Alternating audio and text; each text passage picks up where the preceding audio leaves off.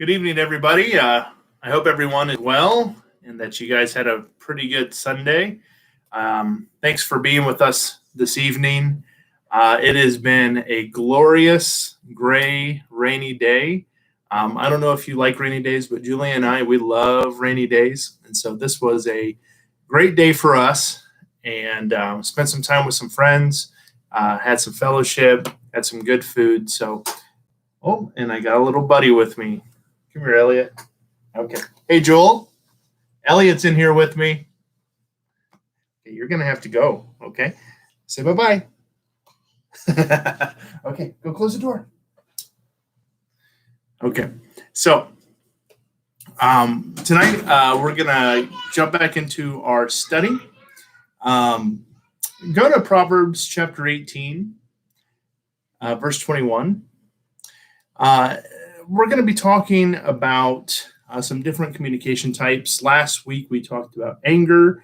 This week we're going to be talking about silence as a way of manipulation, okay, and how that kind of communication really injures the marriage relationship.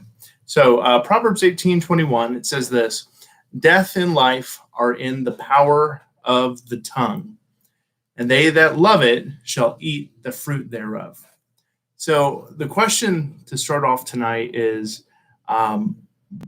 what do you think about that verse? Death and life are in the power of the tongue. That's kind of the question I want to start us with our thinking, because I think what we have here is a very sensible argument from King Solomon about the way that people are. How we're made in the image of God, and so in that image we are creative. We have the ability to create. We create with our minds, our creativity. We create with our hands through our ingenuity and our problem solving. We also create with our tongues, with the words that we speak. So there's power in the device of the tongue. There's power to create, but then there's also the power to destroy.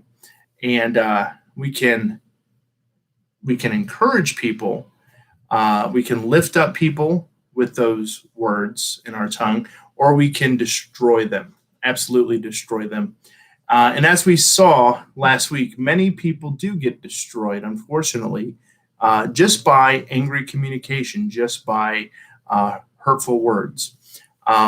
Last week, we spoke about that angry communicator, the angry spouse. He or she tramples over people and just basically leaves a wake of destruction everywhere he or she goes. Sometimes it's limited to the home, but oftentimes an angry communicator, it disrupts their entire life. It disrupts them in their workplace and in their church and in their interpersonal relationships, especially the relationship with their spouse. And so that was last week. We're not going to rehash everything about last week, but the real focus of these messages, this is actually part 11 of our marriage study, strengthening our marriage study. The point of the study is that the core of every healthy Bible-based marriage, the core of it is that the couple, the husband and wife, they successfully communicate to one another. Despite differences in backgrounds or experiences or culture, husband and wives figure out how to communicate. That is going to help lead to a healthy marriage. And communication is not just with words, it's with their facial expressions, their eye contact, their tone of voice, all of that, the body language. As Christians, we are committed to our spouse till death do us part. And since our marriage is supposed to be a picture of Jesus and his bride, the church, communication is a skill. We can't just learn it and kind of get good enough. We have to become like a PhD. We study communication. We study our spouse. We continue to grow in knowledge and wisdom of who they are, what they like, how to please them, how to help them become a better testimony of Christ, how to help their witness. We cannot go on autopilot. If there's anything that this series is about, is that communication doesn't just come naturally for some. If you go on autopilot, your marriage is going to go on autopilot, and then that's going to underserve and it's going to undervalue the person that God has given you as your spouse for life. And it undervalues the person you chose. Okay, unless you were like involved in an arranged marriage, which I don't know if that works or not. I can't imagine. Maybe it does. I don't know. But God gave you a person. You can't go on autopilot with that person. You have to continue communication and studying your wife, studying your husband, learning ways to help them reveal more about themselves. So tonight's communication, as I said last week, anger is deadly to intimacy. Anger is deadly in communication, deadly to your marriage. Silence is too. So that's our topic for tonight. We're going to talk about two kinds of silence, okay? The effects of both, how we can encourage the person to communicate more biblically, how we can bring life to the relationship rather than a cloud of doubt. What silence does in a relationship, it creates doubt, it creates suspicion, it breeds confusion about what the person needs or wants. And so getting into silence tonight. So let's pray as we get into the word. Father, I thank you for this time. And Lord, I pray that you will bless us. Lord, give us such discernment for what it is to communicate biblically, to do so with the intention to reveal ourselves to our spouse, to be a good testimony, to encourage people in their walk, to grow in the fruits of the Spirit. Father, help us to be good communicators. I pray in Jesus' name, amen. I want to give you a word of caution as we get started tonight. I'm not going to be picking on the quiet personality type. Okay, so raise your hand if you are a quiet personality type. I'm not talking about you when I'm going to be talking about the silent type, because what I'm going to be talking about is weaponized silence, people who are going to use their silence as a weapon. If you're married to a quiet type, if you are a quiet type, there's nothing wrong with that.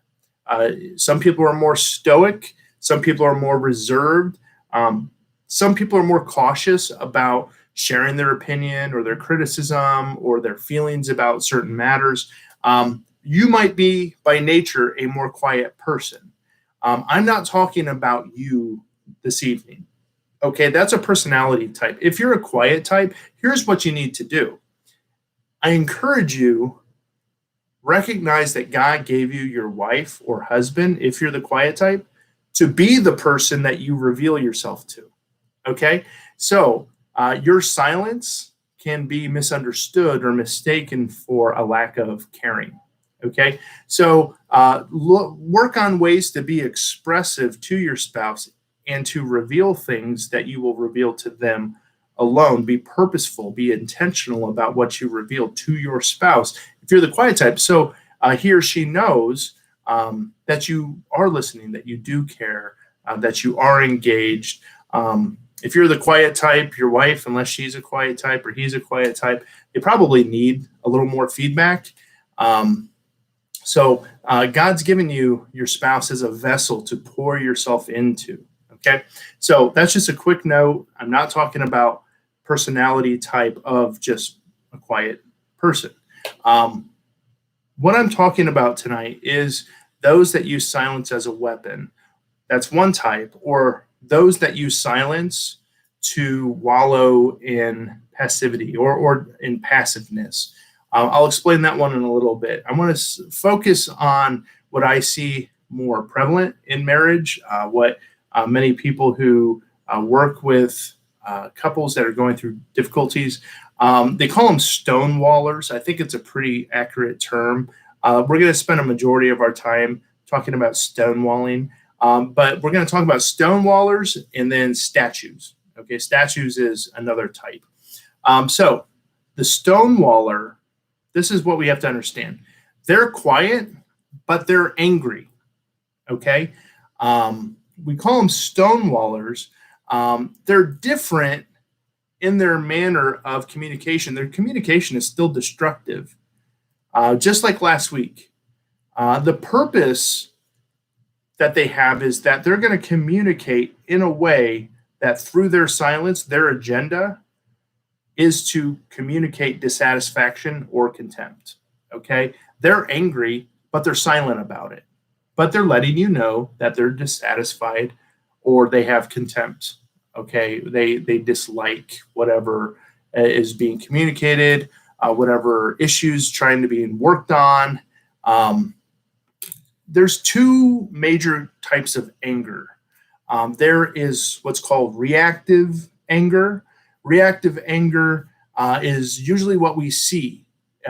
Reactive is what we usually deal with. 98% of anger that we're going to see is going to be reactive. It's reacting to stimuli. It's reacting to something happening. They blow up.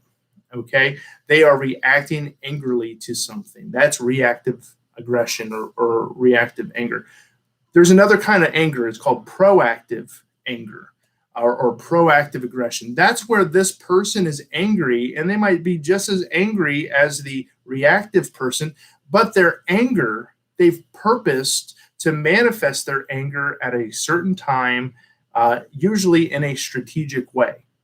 Okay, they claim they show a sense of calm, cool, but they're actually totally not. They're actually angry, but they're waiting for a time or an event, and that anger is going to be unleashed. Now, it's not going to necessarily be a big blow up, drag out. That's not their style. They look and seem unfeeling or unconcerned or not upset, but that's a ruse. Okay, that's a ruse. They're actually upset, but they're showing their upsetness through silence. Okay, so that's what I mean when I say weaponized silence. Have you ever known a young person, a 4-year-old or someone who holds their breath when they're mad in order to get you to comply, like, give me that cookie, or, and they hold their breath until they turn blue, right? What are they trying to do? What is that child trying to do? They're trying to manipulate you, right? That's what a stonewaller is doing. They're trying to use silence to make you doubt your position on whatever is being communicated, whatever comes before the silence, whatever they disliked. Now they're using silence to make you doubt your position. It calls you what their silence as they stonewall. Let's say you have some marital conflict and you're trying to talk about it, and they just stonewall. They stop communicating. They just they might even leave the room. They won't engage in the conversation. And I'm not saying like somebody who's just hot and needs to take a minute and then they come back and they talk with you. No, I'm talking about a person who doesn't resolve the conflict. That's how they resolve it. It's just, they don't engage. They stonewall. They use silence. What it causes a person to do is it causes them to pull back from their position, even if your position is correct, even if your position is biblical or it's the smart course of action. Silence weaponized, it creates conflict in your own mind. It creates doubt in your own mind. And the trick about it is that it appears to be non-conflict. It appears the stonewaller can push you to their agenda free from any guilt as their tactic because they never raised their voice. They never got angry. The person backed down because of their own choice. But we know what actually transpired, okay? There's great cost to stonewalling. You might win an argument, You might win that fight, but what happens to the relationship if you stonewall in your marriage? Communication is going to suffer because it makes the spouse feel that when I bring up a sensitive topic or if I need to engage in some kind of communication with you, you're going to abandon me. And that makes me feel unappreciated. And it doesn't really resolve the conflict. It just makes for a constant feeling of tension in the relationship. And like I said last week, there are some people who were raised in a household. I had a good friend right out of high school. You would come into her house and you could cut the tension with a knife between husband and wife. They divorced about a year or two later. But there was extreme amounts of stonewalling going on from both parties. Some people were raised in that kind of tension, so they think it's normal, or they sometimes seek to create that kind of tension in their life. But what it comes down to is drama. It's unnecessary drama. The stonewaller makes life kind of miserable for those people around them because their reluctance to say anything is a tool to get what they want. And basically make people feel like they're wrong, even if they're right. And then what happens? So you've got a husband or a wife that's a stonewaller. Well, the other person, because they want the conflict to end, they don't like that tension. They end up apologizing and they end up surrendering. And then what happens? The stonewaller wins the fight. Communication, relationship is completely soured. And the stonewaller will let up, once they've received victory. And sometimes they'll even offer kind of like a little peace offering or a compromise on something smaller and something totally unrelated. But then the next conflict that comes up and that they feel that they need to dig in on, that's their go-to tactic. They'll do it again. Okay. Have you ever met somebody like this? Am I preaching to the choir? Do you go, Lordy? I know people like this. If you've ever been in a relationship with a stonewaller, now I'm saying there's a huge difference between just a quiet person and a person who weaponizes silence. But the thing about if you know a stonewaller, if you know people who are in relationships with stonewallers, what it does when a person stonewalls, it absolutely kills intimacy. When a person always has the threat of relational and communication abandonment, when somebody always has emotional, relational communication abandonment hovering over their head, it creates doubt, it creates worry in the mind of that spouse, and ultimately the desire to be with someone who will talk with you and talk through those issues rather than being manipulative. That person, that other person who will communicate, seems pretty attractive when you're married to a stonewaller. You understand, it creates the direction of the heart towards another person who will talk and walk through issues in life. It's a sad state for the stonewaller to be in. They're kind of their own worst enemy because sometimes a spouse will leave and a shot was never fired. We never argued. Of course you never argued. You stonewalled her or you stonewalled him. There was no argument. And so when the person actually found somebody who would engage and take care of them emotionally and spiritually, and here's the thing, you can say a shot was never fired from their perspective. But if that person, that stonewaller, if they completely stopped working through issues, believing that they took the high ground, it's dirty pool. I don't know if you know that term, but that's what I call it. It's dirty pool. To fight with silence, it's dirty pool. Okay. So how do you deal? How do you deal with a stonewaller? There might be a Christian apologist or psychologist or guru who's got some kind of 10-step program to how to deal with someone with this communication issue. I do not. I do not have a 10-step. I think a Christian's call to transparency, to have their yay be yay and their nay be nay. They're called to trustworthiness, and that includes correction. What was the step from last week when you deal with an angry communicator? Well, with a stonewaller, you're still dealing with an angry communicator. It's just passive anger, or it's proactive anger. Dealing with an angry communicator, you cannot be complacent. Okay. It's wrong. It's hurtful. It's manipulative. It makes the communication and the relationship of the marriage suffer, which leads to greater significant issues down the line. So my prescription for a stonewaller is to address the issue. Same as last week. Okay. That person, maybe they're just the type that needs to cool off. They need time to gather their thoughts.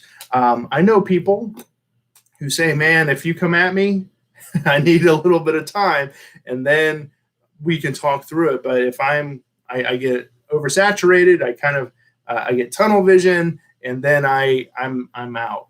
Okay. I need time to process. I'm a processor. That might not be stonewalling. I'm talking about a person who attempts to push their agenda through silence and abandonment. Okay. If there's a person doing that, that person has to be addressed. You have to address the elephant in the room. I can't tell you that, here's the phrase that you say, here's the 10 step.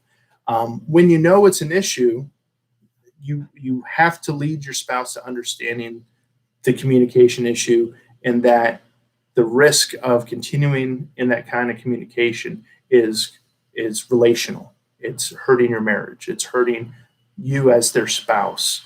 How do you communicate that? This is not how husbands or wives, this is not how we work through issues. We're a team. When you don't speak, I feel like you're trying to hurt me. I mean, really letting the individual know in a loving way, in a way that honors God, in a way that communicates love and really your agenda is closer intimacy. Even asking the question, when you do this, it makes me feel this. When you do this, it makes me feel abandoned. When you don't answer, when you walk away and don't come back and we don't resolve the issue, it makes me feel abandoned. Is that how you want me to feel? Do you want me to doubt your feelings for me? It makes the person really consider that what they're doing is hurting the relationship. It makes a stonewaller come to terms with their behavior. Hopefully, they'll identify it as wrong. They'll repent of it. They'll make changes. It takes time and effort. And there's a litany of marriage studies and books that take issue straight at this issue. I mean, it's a big one. It's a very common one, actually, when you get into couples counseling and things like that. Stonewalling is a huge one. So there's other resources. I can point you into some of those resources, conversations that can help be facilitated through some of those materials. I can give you some guidance on that if that is an issue.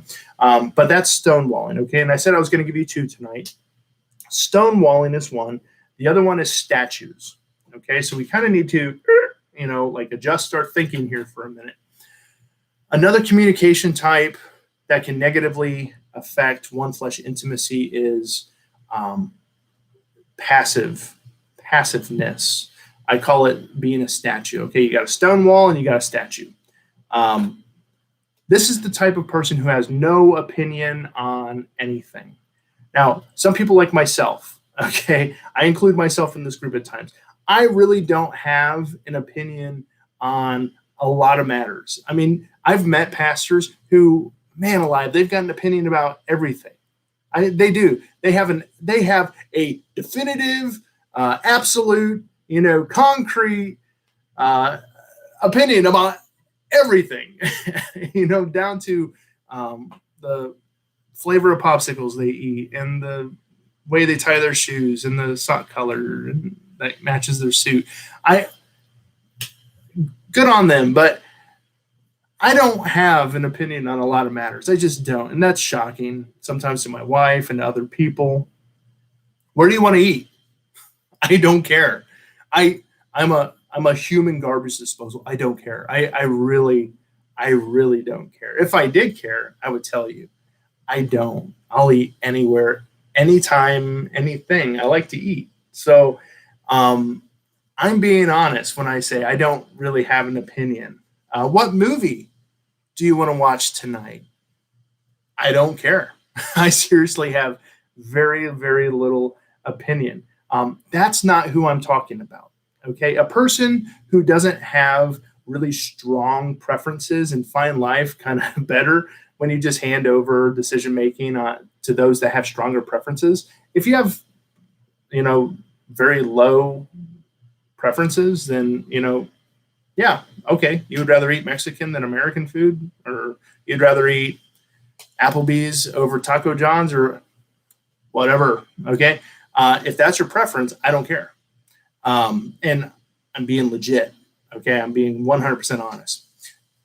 I'm not saying that's a bad thing. What I'm describing, a statue person, is a person who will be silent, not because they have no preferences, but because they have opinions, but they're too passive to share them. Okay. Remember, this whole study is about one flesh intimacy. It's about being in a place of revealing to your spouse. If you're so passive that you won't share your opinion, you're hurting intimacy in your marriage. The issue is they kind of wallow in their feelings. Sometimes these people kind of have a victim mentality, that their opinion doesn't matter. So they're resistant to give their opinion. Sometimes these people are resistant to decision making. Sometimes they're risk adverse. They are just somewhat of a wet noodle. They kind of really stand for nothing they believe in. They don't give opinions. Sometimes they're just accommodating. They're too accommodating. They accommodate to a fault, and they don't share themselves with people. So what's the communication issue? Again, it's revelation. Are they revealing themselves? A stonewaller is revealing themselves in a really aggressive way, even though it seems passive. This person is not revealing themselves through just being passive, but both are silent. Both are completely silent, but they're silent for totally different reasons.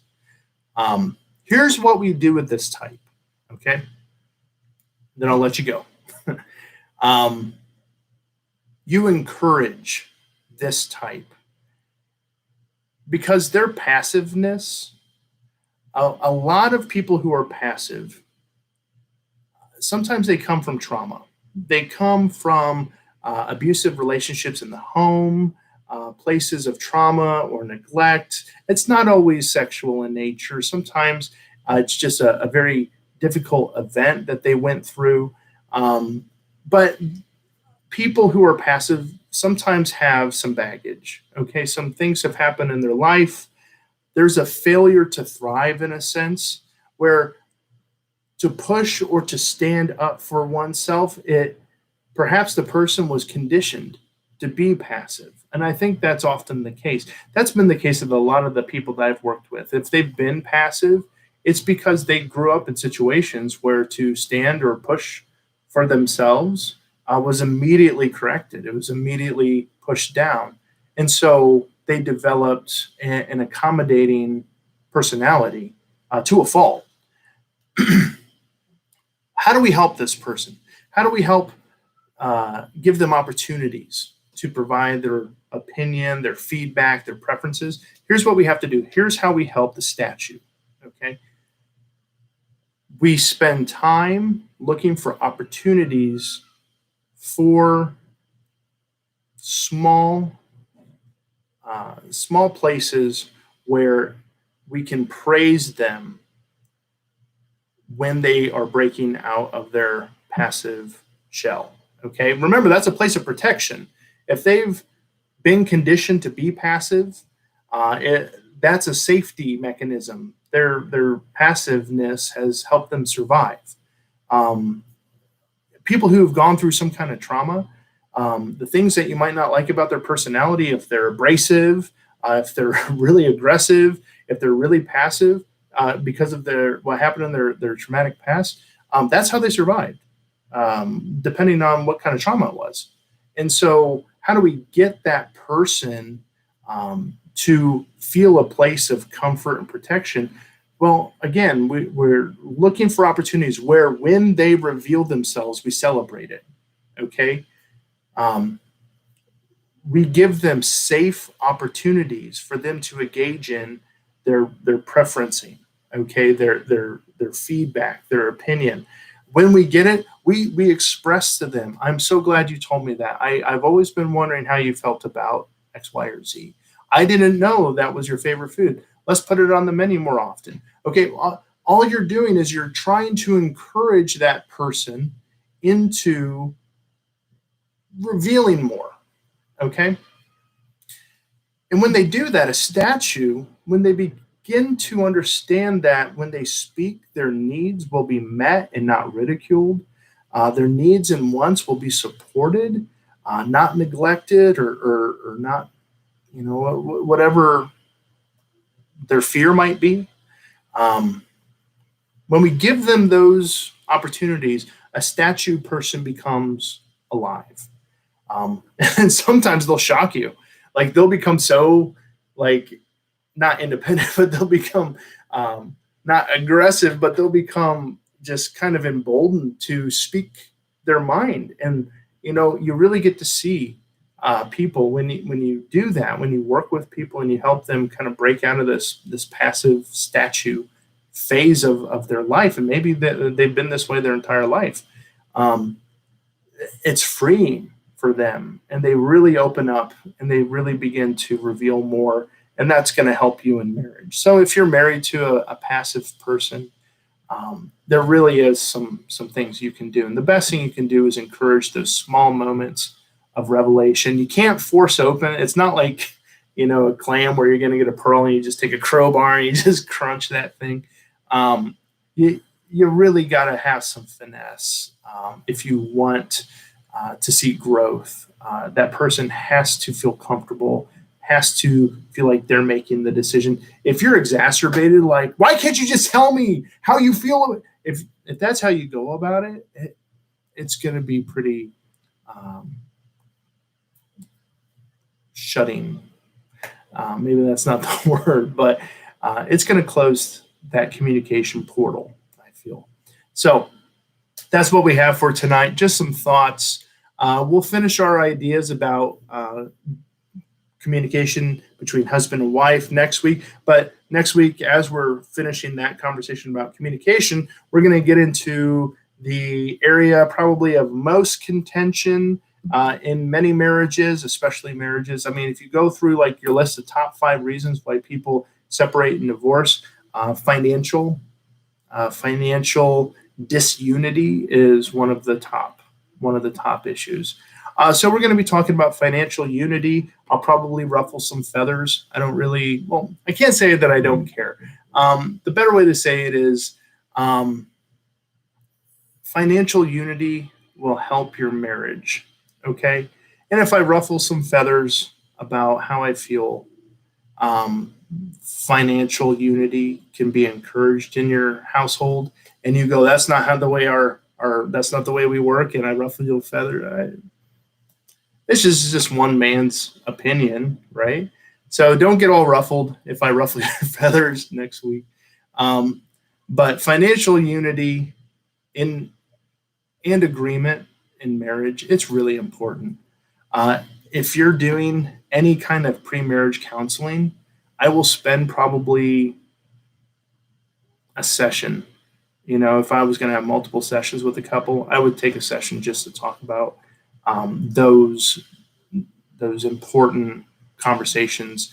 So all of that up front is understood by both parties. This is the way we're doing it regarding our financial matters.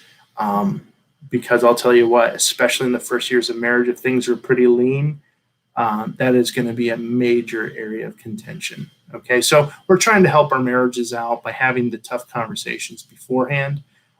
Or if you're already married, you've been married for 20 years, and that's an issue of contention, have the conversation now.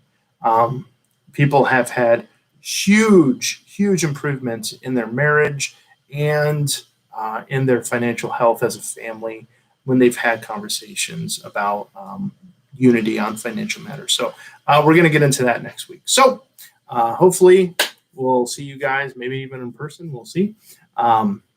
We are going to meet with the deacons and trustees tomorrow night. Hopefully, hammer out some ideas, some thoughts about coming back into in-person services. And so as soon as we talk through a plan and develop that, it will be communicated to the rest of the church. So be looking forward to that. We're talking tomorrow night at 7:30. So please be in prayer for that. That meeting will go well. God bless you. We'll talk to you soon.